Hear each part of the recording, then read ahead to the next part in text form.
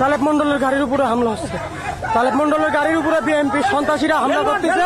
BNP ৪ আসনে নির্বাচনী মাঠ গতকাল রণক্ষেত্রের চিত্র তুলে ধরেছে। হঠাৎ হামলে পড়া বিএনপি সমর্থকদের একটি অংশ পুরো পরিবেশকে উত্তপ্ত করে তোলে। মুহূর্তেই লাঠির আঘাত, ভাঙচুর আর আতঙ্কে ছড়িয়ে পড়ে জনপদ। হামলায় প্রার্থীসহ অন্তত অর্ধ শতাধিক নেতাকর্মী আহত হন। ভাঙচুর করা হয় প্রার্থীর গাড়ি ও শতাধিক মোটরসাইকেল। কিছু স্থানে অগ্নিসংযোগও ঘটে, যেন নির্বাচনী প্রচারণা নয়, আগুনের ছায়ায় ঢেকে যাওয়া এক অন্ধকার দুপুর।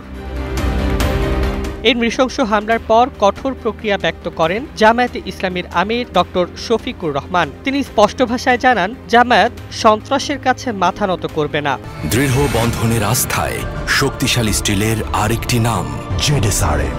তার মতে, ঈশ্বরদীতে যা ঘটেছে তা কোনো আকস্মিক সংঘর্ষ নয়, বরং সশস্ত্র প্রভাব খাটিয়ে নির্বাচনকে নিয়ন্ত্রণের অপচেষ্টা। তিনি বলেন, এটা ব্যালটের প্রতিযোগিতা নয়, এটি ভয় দেখিয়ে রাজত্ব কায়েমের চেষ্টা, এবং সেই চেষ্টার সামনে আমরা মাথা তুলে দাঁড়াবো।